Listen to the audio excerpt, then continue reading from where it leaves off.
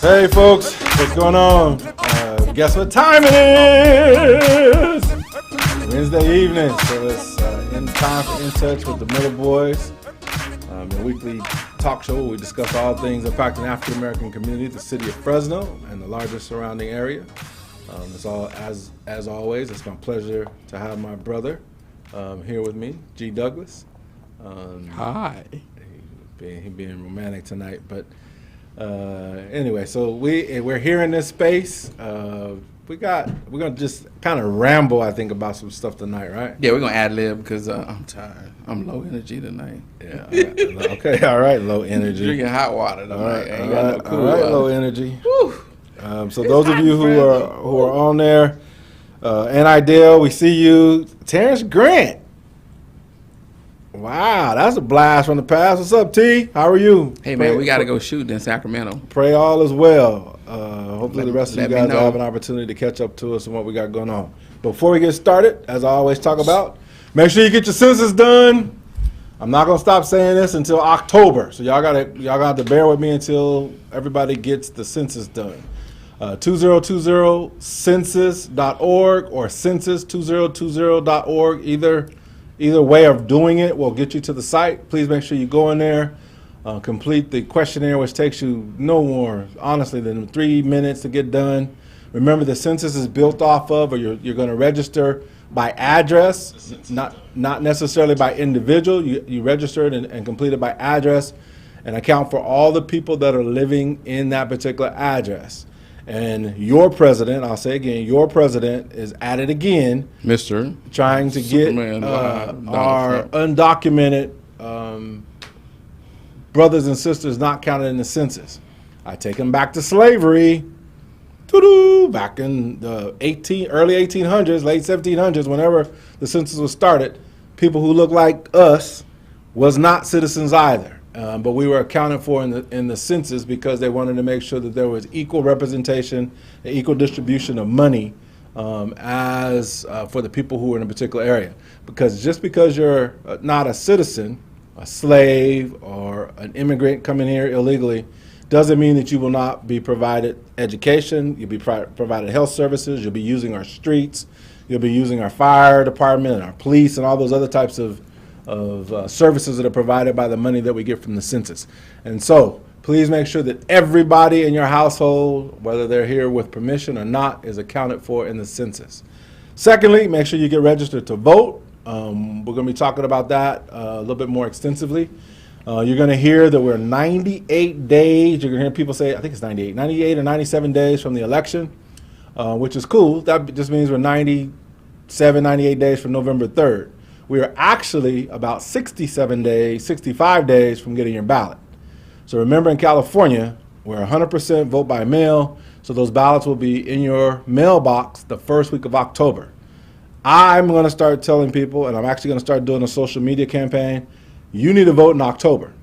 Don't wait till November. Don't wait till November 3rd. Don't take it to the polling place. You need, and when you receive your ballot in the mail, you need to sit down, get everybody else in that house who's of voting age with their ballots, sit down, get it completed, and turn it in. So I'm telling you now, you need to vote in October.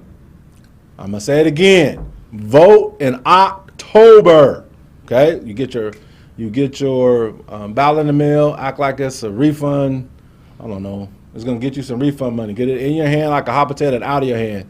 So we're going to talk about that a lot more since we're about 65 days or so from people getting their ballots in the mail. So, yes, sir. Vote in October? Yes. Elaborate. Vote in October. You're going to get your ballot.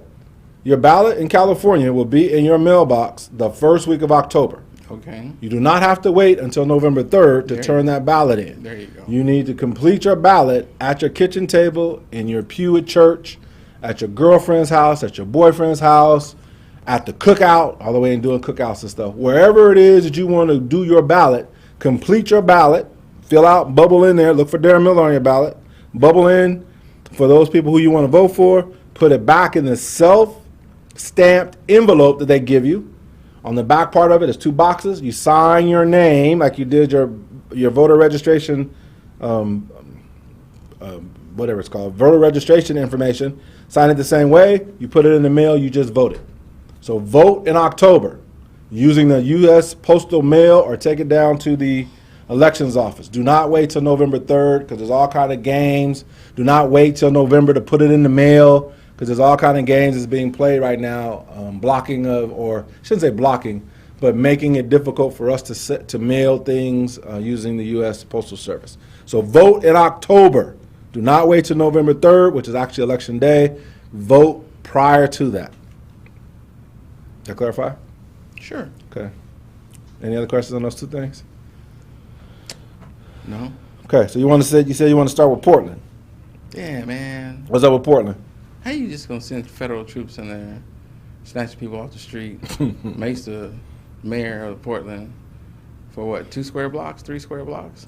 I don't know how big that configuration is. Did you also hear that they're I don't know who it is exactly. I don't know if it's the police chief or if it's a transportation person, but they're ticketing the federal government because where they put this barricade, this fencing around the federal building, blocks a bike lane. So it's actually creating intrusion. So they're getting fined, I want to say it's $500 a day.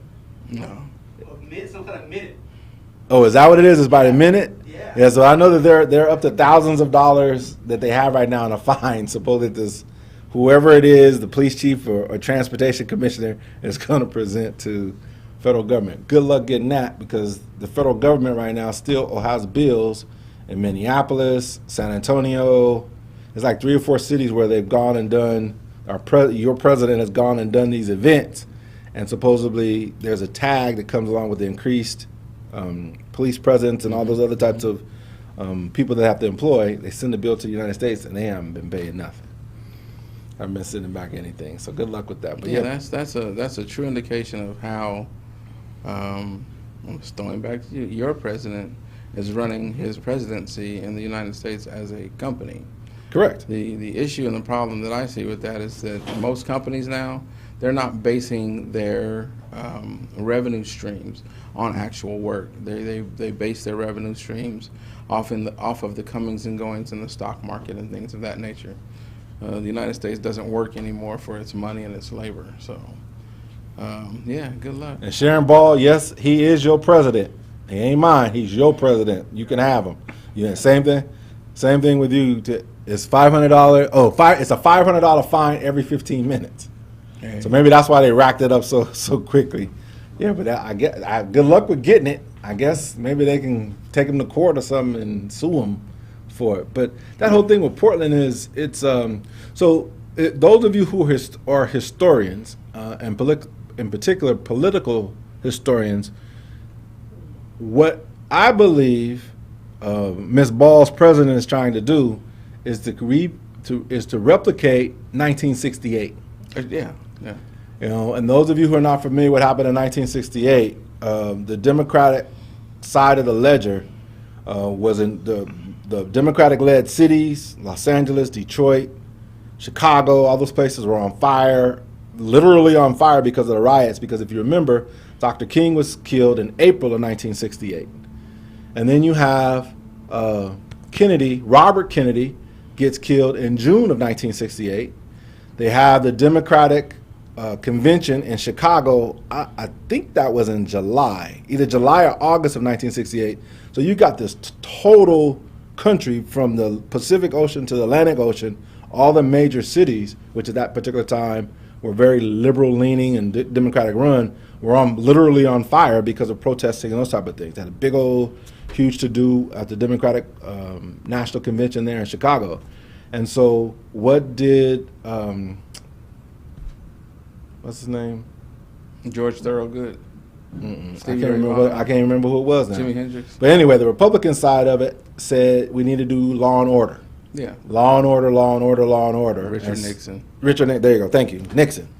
Richard Nixon, law and order, law and order, law and order, law and order. And then the part of the Southern strategy was another element that was in there about demonizing, particularly at that time, black folks. And it worked to a crescendo that people were afraid because of their fears.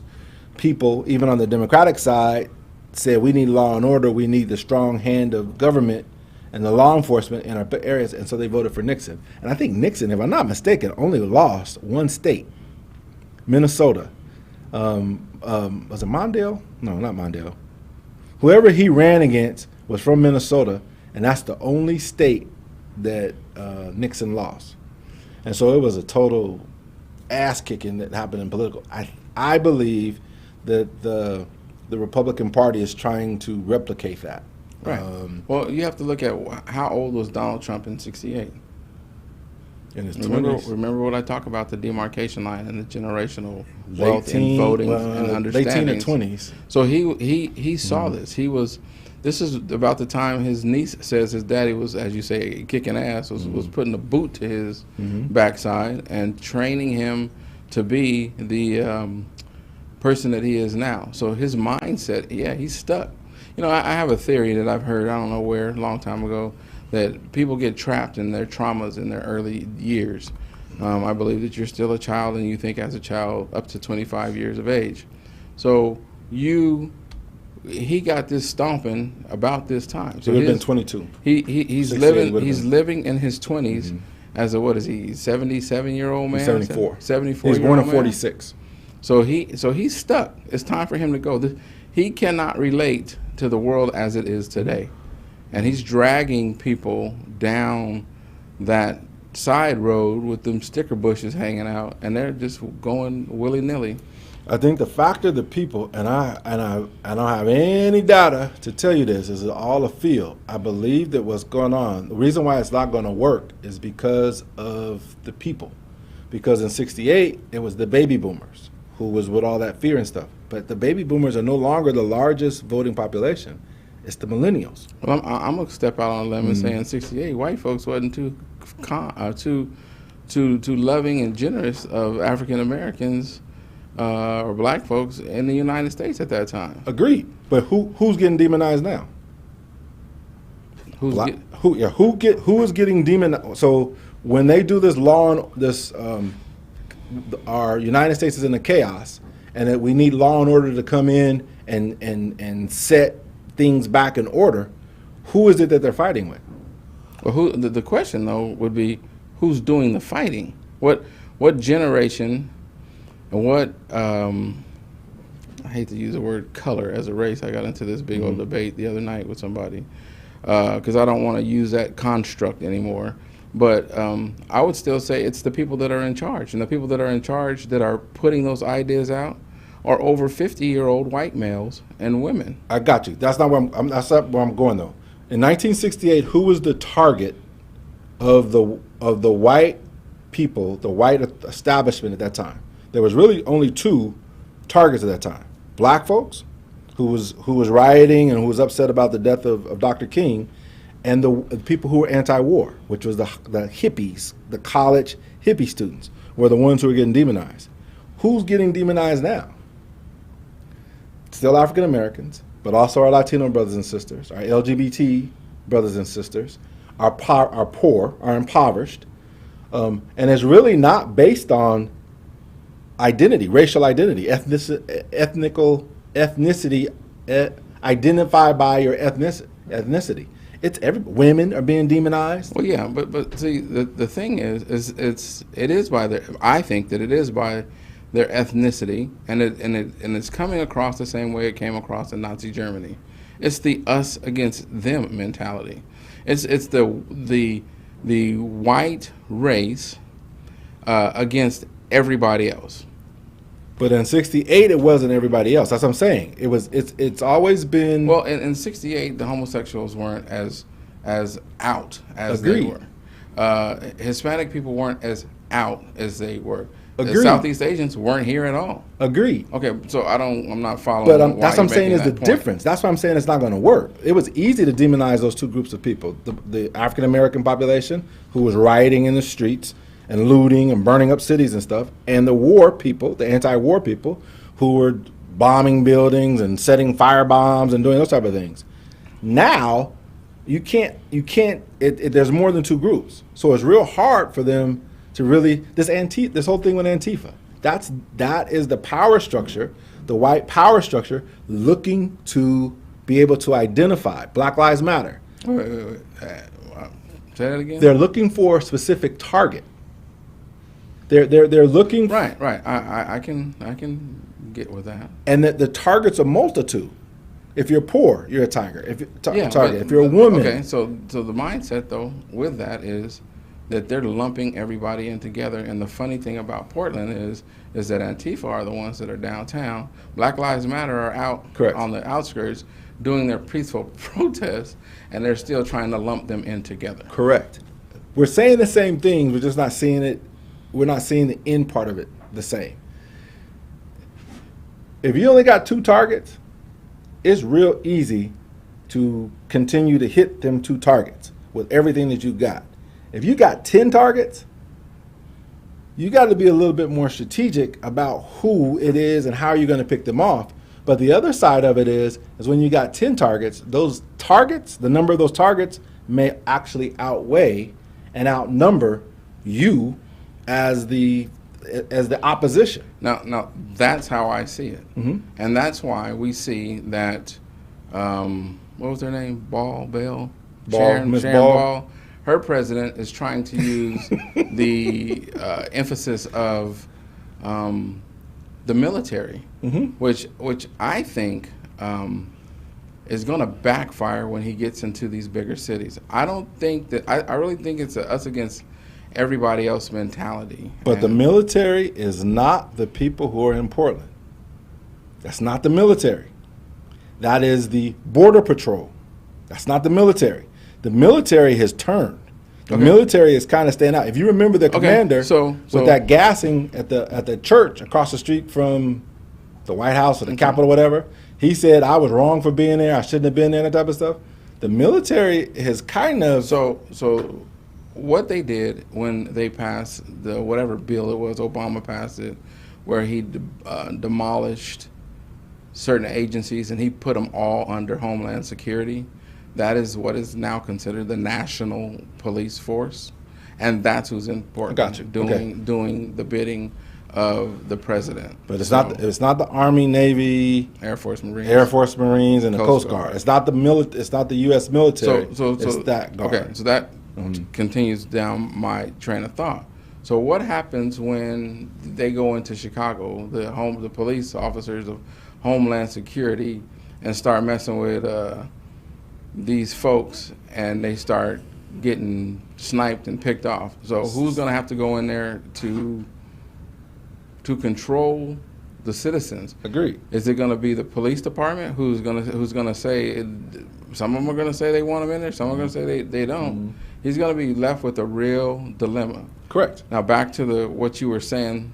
My philosophy on him being older and trying to use a Southern strategy, and the dog whistle issues, and the being the tough on crime, which was the whole emphasis of the Ronald Reagan years and the crack and the Richard Nixon and the war on whatever terrorism, drugs, or whatever. Because now you're using the fear to execute. But so if I can I interject for just one? Sure. The term war on. Guess where I heard that last? Here in Fresno. Our mayor-elect, Jerry Dyer, about 3 years ago, had war on street gangs. War, and that's what I'm talking about. It's the same playbook that we're seeing. We saw the same playbook with inside of our Fresno Police Department under the leadership of Jerry Dyer that we're seeing now play out on a national scale. Yes. Which is unsettling to me because now we just elected him to be the head of our city. Right. So he's gonna shake loose in an interesting dynamic too. But if and that's a good. What you just said is good because the population of Fresno African Americans is only 8%. Correct. So out of that 8%, you have to have a percentage of doers and a percentage of folks that are gonna pontificate on the issues that happen in the city of Fresno, and so collectively put those with the other folks that are actually in Fresno, the LGBTQI population, the young, which would I don't know the Who Riders, the Antifa Who Riders, is that population going to swell to outdo the mind control, the KMJ, and that segment part of the city is going to be able to to run roughshod over those? We'll know in 97 days. What do you mean? We'll know in 97 days when we figure out exactly how this whole election process happens. And although there's, you mean I'm talking about on the city level, because I'm talking most of the election components in this on a November ballot is local issues. There's no city council races on there as far as the city of Fresno. There's some outlying city council races that are on there, but as school boards, educational entities, those type of things. And I do know that my side of the ledger, the Democratic side of the ledger, is putting up a lot of candidates in non-traditional areas, water districts and state center community college board. The community college board has got a lot of interest going in with it now. There's challengers, there's young challengers, Democratic challengers taking on the old guard, traditional Democratic people who have been in seats. And so it's going to be interesting to find out exactly when all the dust settles, what are the numbers, how many people participated in it, and what is the reflection of those people who participated in the vote. So now that is my point on the conversation we were having and saying earlier. I think that the numbers are going to be relatively small here in Fresno County, which is going to negate. When you say small, you mean if 200,000 people voted in 2 years ago, you're saying it'd be less than 2,002? No, I'm saying the people that are going to be active in what we would like to see or consider the change in Fresno that we would see. On a national level, I think it would be greater, not much, but I think that the conservatives here in Fresno outweigh the. We differ on that. Okay, but it'll be the facts, the numbers are going to show November 4th or whenever the election results start coming in. We'll see. I just don't believe, and I'll give you in the mayor's race, Jerry Dyer supposedly is the king of Fresno, and he only got 54% of the vote. 53, 54. He got less than 60% of the vote. Okay. So that means that everybody who voted, less than 6 people, for every 10 people, he got less than 6 votes. So he didn't get an overwhelming majority of people, conservative or whatever, to vote for him. And there's some criticisms about the opponent that he had on my side of the ledger. But the fact remains that he won. Agreed. And so now he gets to set what his agenda in place, in motion, and that's what I'm saying. I don't know if on a national level, in a national scheme, if that is going to be. And I don't know national. I mean, I can tell you pockets, kind of just trends I've been taking a look at. If that is the case here in Fresno, what's going to change? Even though he only was 4 percentage points in the lead to win, what's going to change? That the city council will have 6 Democrats, registered Democrats, and 1 Republican. There'll be 5 progressives. Is Brettafield the one Republican? He's the one Republican. Brettafield will be the 1 Republican. I'm sorry, there'll be 4 progressives, 2 moderates, and 1 conservative. So that's the change. The county supervisors, on the other hand, is all men, all males, very, very, very. I don't want to use the word conservative, but very. They're not looking for change. They're not looking to make ripples in the waves. And I think that's part. They had a big old conversation today. The city council and the supervisors. There was a big old long discussion about the use of COVID monies today, and I think that's kind of an indicator to me that the progressive-leaning city council is now pushing the more conservative acting county supervisors to do more. And I think you're going to see more of those skirmishes, more of those tug of wars, which tells me that conservative mindset is not as heavy, not as staunch, not as strong as it's been traditionally. But like I said, we'll know in less than 100 days when that data starts coming back in from the election. But I do foresee, if there was 200,000 people that voted, that participated totally in the vote in 2018, there's going to be more than 200,000 people voting and participating in the 2020 election in Fresno County. I just believe that. Just looking at the indicators that I'm seeing, the challengers, the different races that are being competitive, that there's competitors in these races, I just think that there's going to be some stimulation and some energy that's going to happen in this process. Well, it's going to be interesting to see. I'm going to take this time to say, share. If you're watching, share. Let's see if we can't do something to get our numbers up so that we can enlighten people. You can also leave a comment, and we can read your comment and discuss and talk about your comment. Okay. Change the subjects. What was the other thing? I forgot what you said. Oh, school. Education. Yeah, about school. the schools. Well, what you think is going to happen with that? They've already pushed the football folks to January. Okay, so what you're referring to is the whole state of California, CIF, which is the governing body of all high school athletics, has suspended all athletic games to January. And what they're going to do, there's usually 3 seasons of sport. So the fall is when football and volleyball, winter is boys and girls basketball, wrestling, soccer, and then the spring is baseball, softball, track and field. Those 3 sports now are going to be condensed, and they're going to play all of their league games, playoffs, and everything for all of those sports between January and the end of June. But what do you think about that? Good thing, bad thing? I think it's the right thing to do. I professionally don't believe the schools, at least in Fresno County, with some exceptions, Madera County, Tulare and Kings County, and even Kern County, schools in major areas will not be opening back up until January. Have you seen our coronavirus numbers?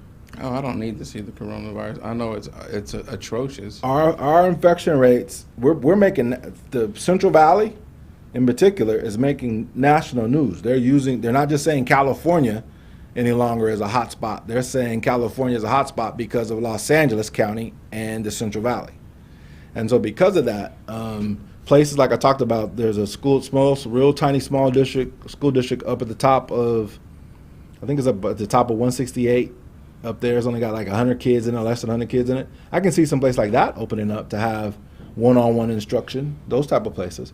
But Fresno, Clovis, Kingsburg, Selma, anybody on the 99 corridor, I can't see them opening up.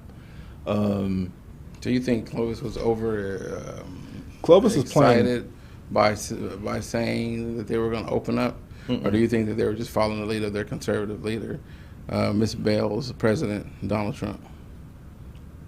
Clovis Unified, the board, and their administration played a game. They didn't make a decision to reopen Clovis Unified. They took a decision that was given to them by a majority of their parents.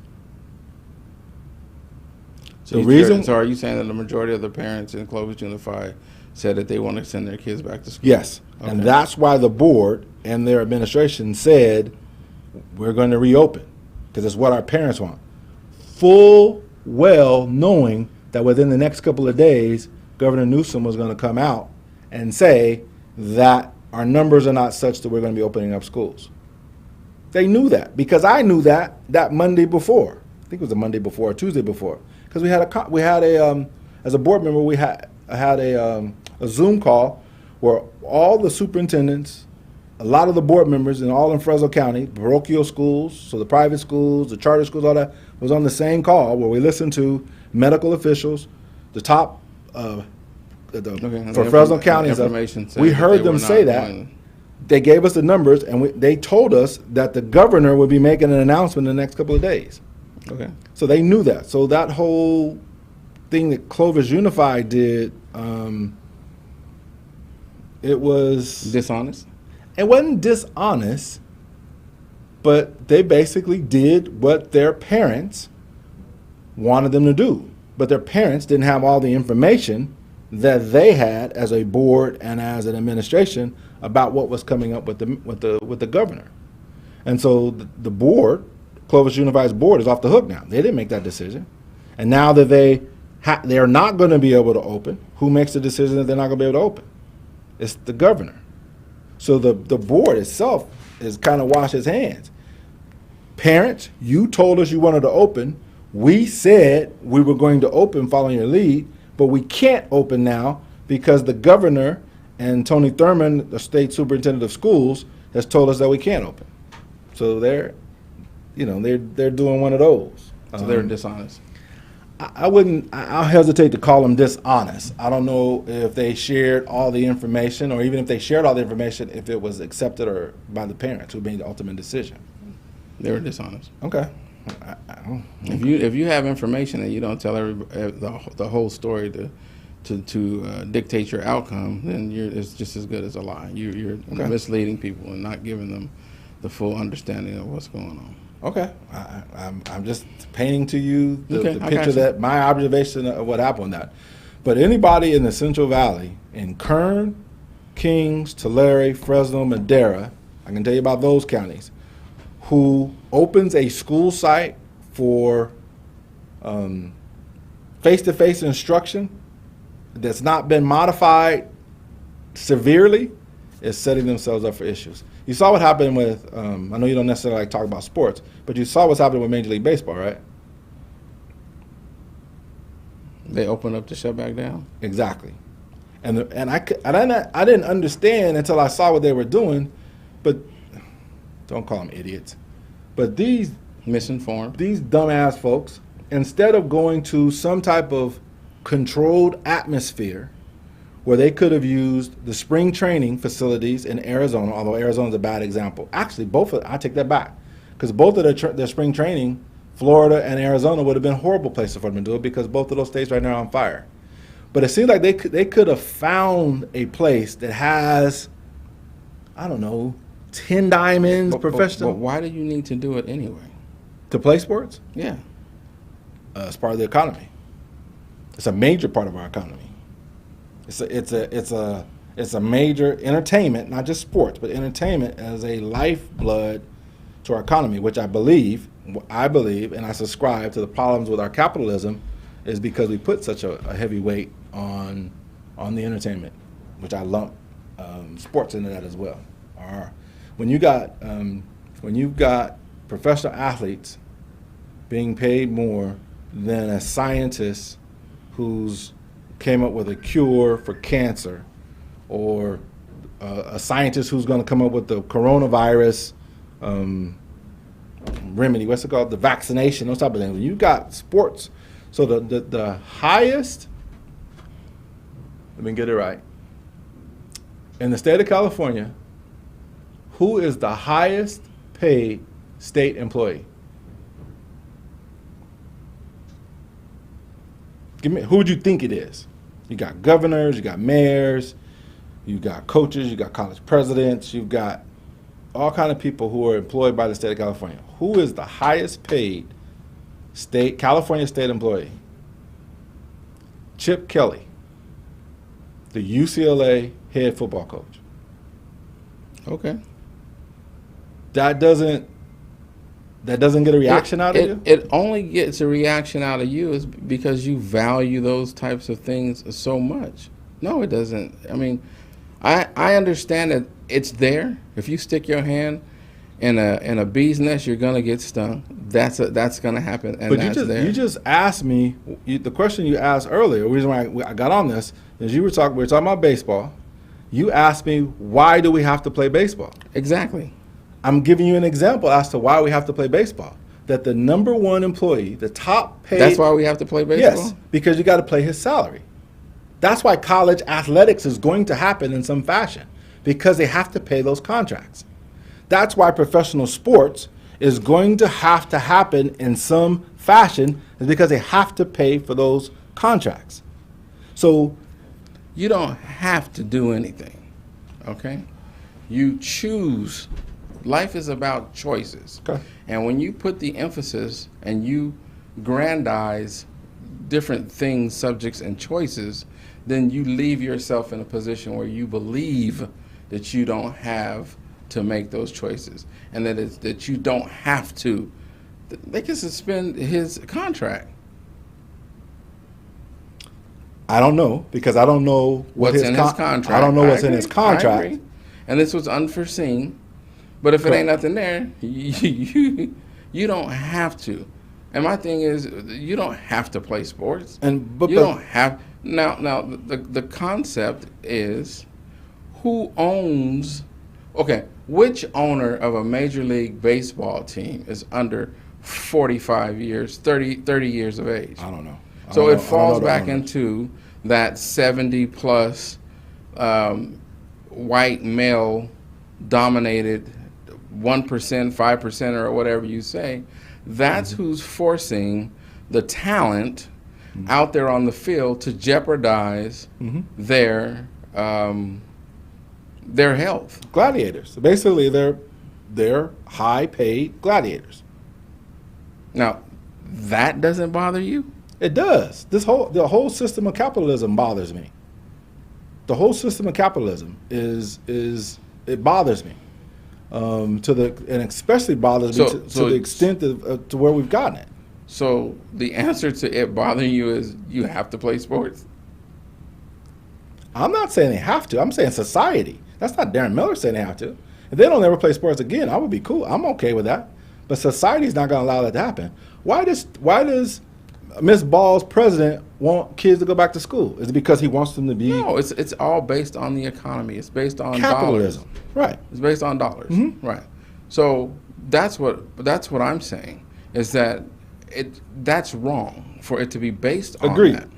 Agreed. So, but it doesn't have to be based on that. It's based on that because they want it that way. So what's the alternative?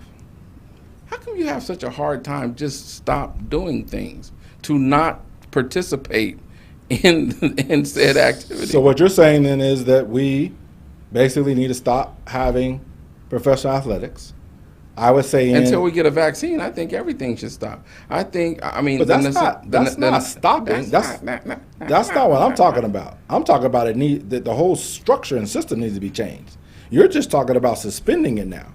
I thought you were talking about stopping going this away. Is where he usually jumps off the bridge. No, I'm not off the bridge. You said stop. I Right. thought you were talking Okay. about no longer having. Let me put the bumpers up. Okay. Like I said, until they have a vaccine, I think that professional sports need to be done. I believe that even sending your kids to school needs to be done. Yeah, we're gonna take a hit. Okay, our economy is going to take a hit.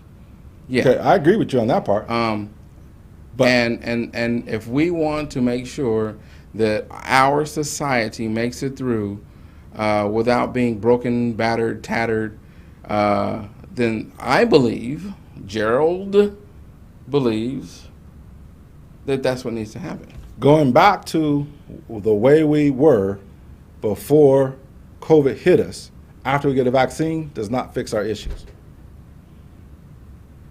It takes us right back to the same situation.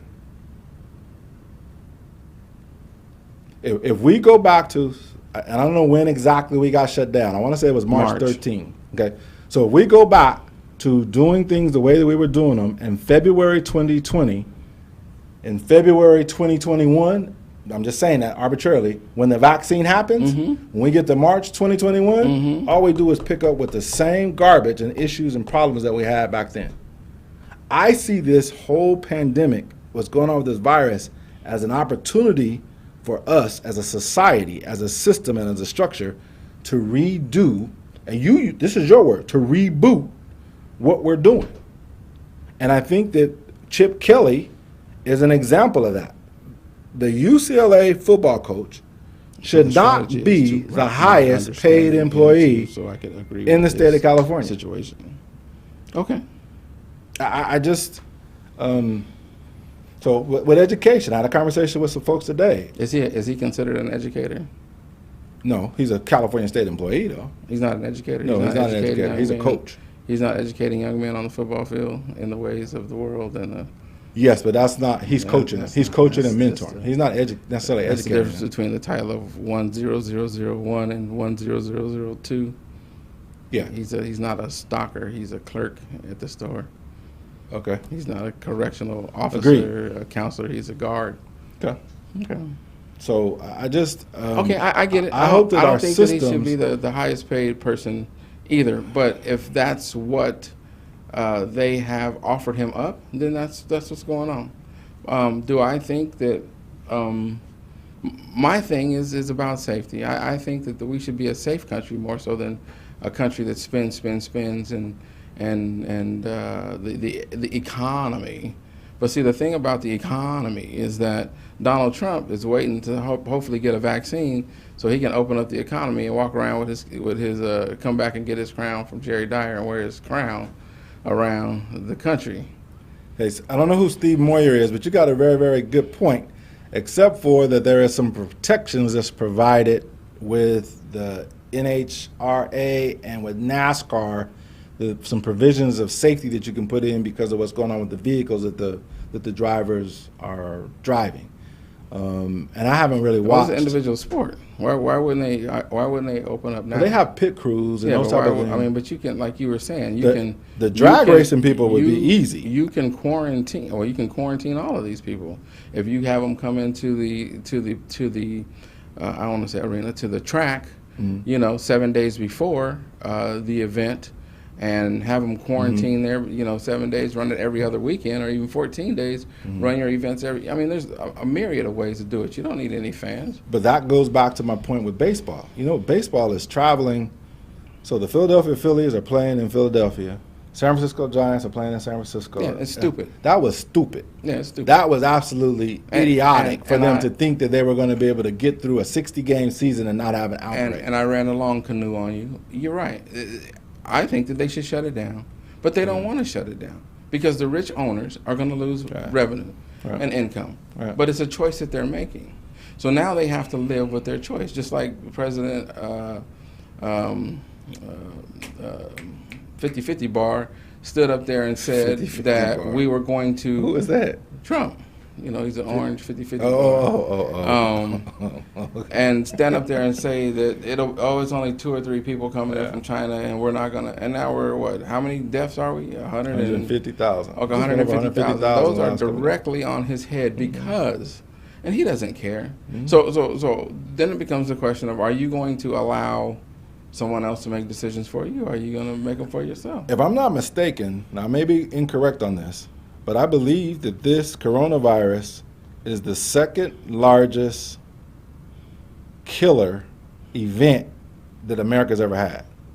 Second only to the number of people a number of Americans that was lost in World War II, which was 220,000, 230,000 or something like that. You do realize that there's people running around here that actually still believe that this is a hoax. Yeah, oh yeah. And that the numbers are inflated, and that, have argued that the numbers don't add up because they're equating to the number of sick and people to the number of deaths. So let me ask you this. So Ms. Ball's dumbass president keeps saying this. The only reason why we have elevated cases is because we have elevated tests. Right. So let me ask you this question. If 10 people are in a room, 9 are infected with coronavirus and 1 is not, and the only one that you test is the one that is not, what is your rate of infection? 1 out of 10. The 1% or the 10% or whatever. Other way around. Okay. So 9 people are infected, 1 person is not. But the only person in the room that gets tested is the person who is not.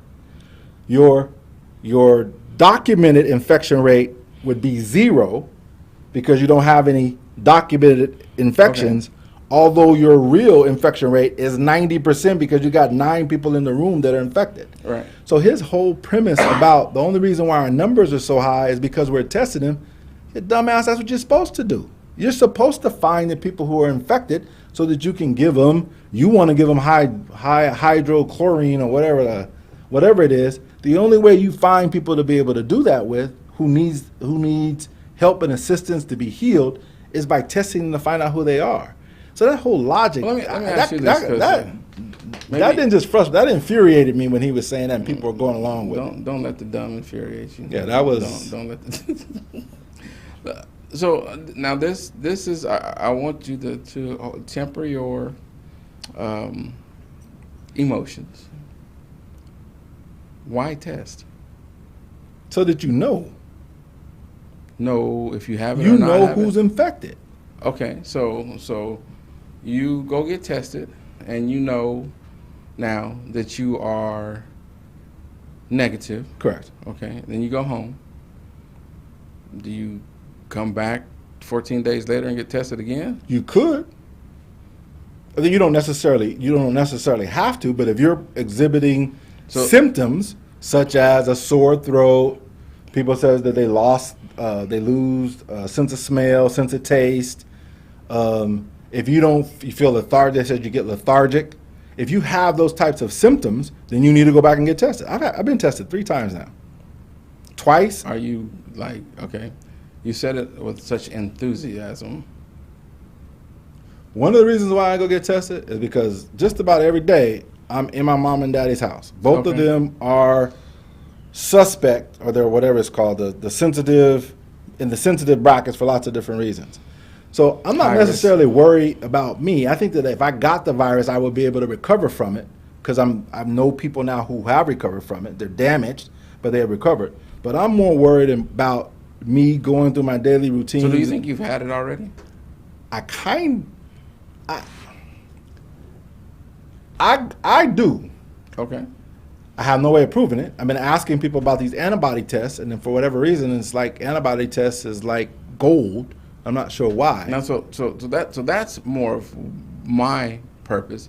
To me, it does no good for anybody to just run out there and get tested to see if you.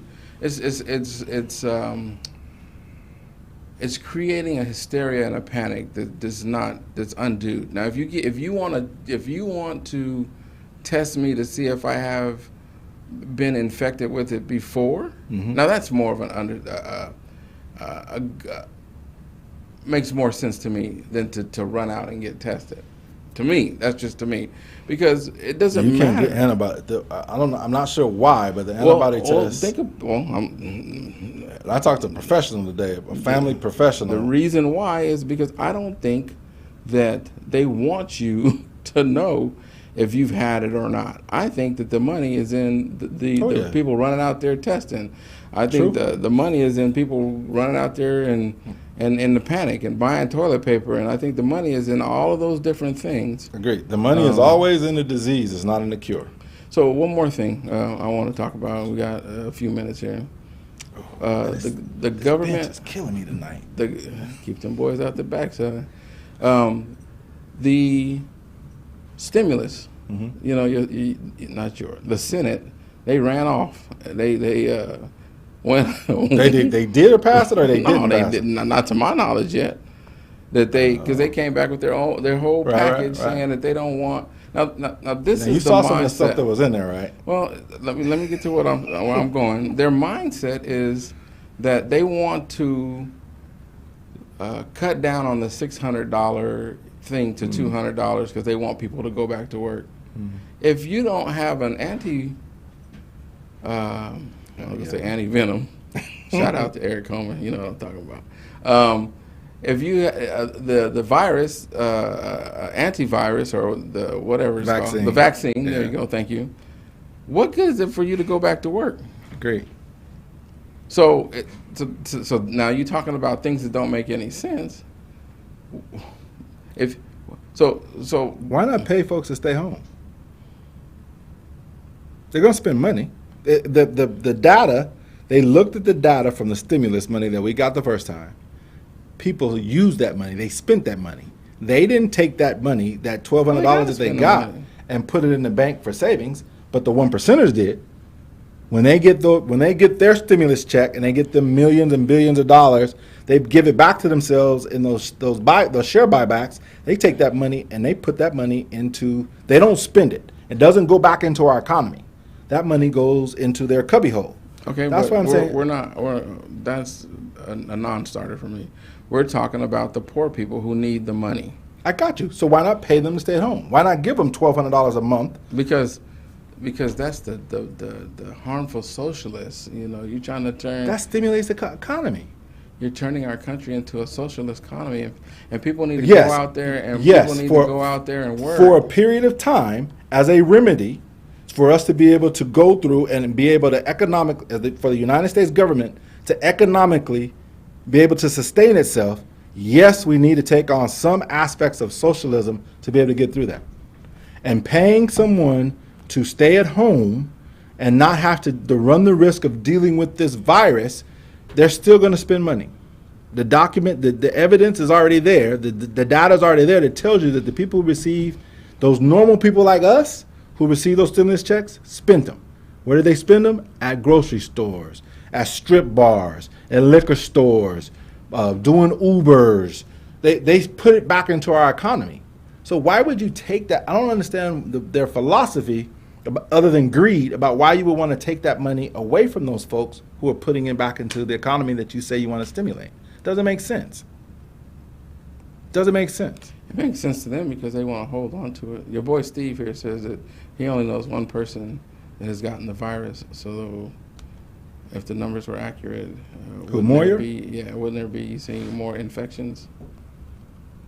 Steve, I'm not sure where you live. I don't know if you live in. This is the mindset here.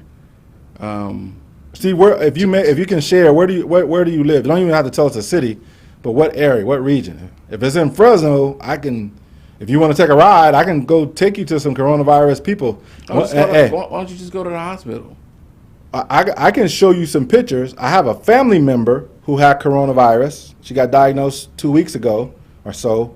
She's now got her test back on Monday, I think it was, maybe yesterday, where she's negative. She's corona negative. But the coronavirus ate into her fingernails. So the tips of her fingernails, you know, yours is rounded. Hers has splits in them. And then they're attributing back to the coronavirus.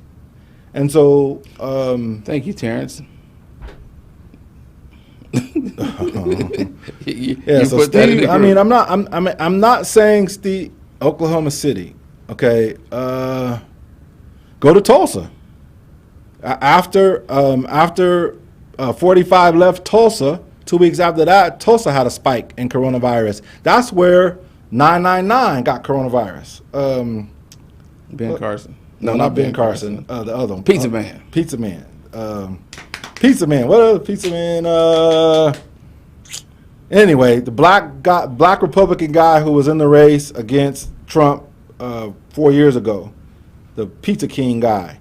That's where he contracted coronavirus. Was there at the rally that they had there in Tulsa. So God bless you. I'm happy that you are not impacted with corona, but I can tell you that there are folks out there. There's a story of a young lady who has started a corona quilt. And it's fashioned and modeled after what happened with the HIV. When people were dying from AIDS, they had an AIDS quilt to memorize or to memorialize the people who passed from AIDS. She's starting a COVID quilt. And her dad, her father, who she lost, was a staunch Trump supporter and conservative and refused to wear a mask. No mask, no mask, no mask, no mask. And because he attributed back to that the president told him that it was a hoax, he contracted coronavirus and passed. And now everybody in that family is moving in a different direction, that this is real. So Steve, keep doing what you're doing, stay safe. But this coronavirus ain't no joke. And it's 150,000 examples of you out there that tell you that it's no joke. Some people don't believe in electricity because they can't see it. So, I mean, and life is about what? Choices. True. Agreed. So, agreed. So, Steve, make the right choices out there. Hopefully, you and your family, your circle of friends, your circle of influence will not have to go through some of the devastation that other people have had to go through. Eat your leafy greens. Yeah, fighting. I don't know what that does. What, leafy greens helps you? You gotta be healthy. Yeah, if you're healthy, I know it helps you. You're less likely system. to drink water, eat healthy. Eat healthy, eat your leafy greens, so that you can go out and exercise. Did you eat some leafy greens today? Actually, I did. I had coleslaw. What about the mayonnaise that's in there? You didn't ask me. So what you gonna? I'm gonna counteract. Really? That's like eating cornflakes. So you're gonna try to find something. Cornflakes and put sugar on it. I like mayonnaise. Okay. I don't have a problem with mayonnaise. I like liver and mayonnaise sandwiches. Remember when I used to make you eat that? I got liver at the house right now. I got to throw it out because it's been there for a couple weeks. But I just every time I get a little down on my energy, liver, dude, liver and onions. I remember that was one of the fights we had. You remember that, huh? You made some liver and onions. Liver's said for you. And I ate all your onions out the liver and. Anyway, I'm bringing up that's bad a whole thoughts. different Anyway. yeah. So, okay, so we're up against it again. Remember, do your census. Please get your census done, 2020 census.org or census2020.org. Please make sure you take the 3 minutes to get that completed. For everybody across the country, please make sure that you get registered to vote and check your voter registration. In different states, they're playing different games. In particular, if your Secretary of State is a conservative or a Republican, please make sure that you check that information. Here in California, we have the luxury of not having to apply to vote by mail. Our Secretary of State, Alex Padilla, just declared that everybody will get their ballot mailed to them at home. You can still go to the polling place on November 3rd if you want to, but I would suggest you don't do that. Vote in October. I will be talking more about that, but you need to make sure that you get your ballot out of your hands into the mail in October, not wait to the deadline. See Ruth Miller? Yeah. You know who Ruth Hendricks Miller is? Ruth. Yeah. You missing the first name? Yeah, I'm being sneaky. So anyway, hopefully next week we'll have a big surprise for you. And you and I talked about this already. I just got to remind you. So next Wednesday. No, I know. Next lights going out. KP, okay, we're almost done, man. You got to kick us out of here. That was the corona. So next week we're intending to have a big surprise for you, which is something personal to us. We got a bunch of celebrating we're going to be doing this MC weekend. Hammer. Let's get it started. Doing something. Are you here this weekend? No. I don't know. I have a whole lot of stuff going on. I'm sitting up here running off a couple hours of sleep. I got to go home. I got a big day tomorrow. Wish me luck. I want you to pray that I can compose myself and pray for always pray for the Miller Boyzzz and our family and everybody else. That I can keep a civil head. Impossible. As I walk Impossible. As I walk through the shadow of death, these folks are trying to kill us all. Out of the night that covers me. Bessie Ruth Black Miller. as a pit. See, this is my brother. This is my brother. You got a phone. Thank whatever gods may be for my unconquerable soul. You gonna get kicked out in the club. fell clutch of circumstance, my head. I've winced but not cried aloud. Under the bludgeonings of chance, my head is bloody but unbowed. Beyond this place of wrath and tears looms but the horror of the shade. And yet the menace of the years finds and shall find me unafraid. I am the master of my fate. I'm the captain of my soul. And I clutched that Glock 23. Yeah, I got you. Anyway, I messed that up for all my Invictus fans. You guys can look it up and read it. Y'all all good. You did good. He did a good job. I don't know what he did a good job. Yeah. Like we always say about this time, it's dedicated to say a rhyme. Love, peace, over here, peace, and hair grease. We'll see you guys next week, and thank you for chiming in, supporting, in touch with the Miller Boyzzz. We'll see you next Wednesday. Tell a friend. At 8 p.m. Oh, working on my neck is kind of ashy, man.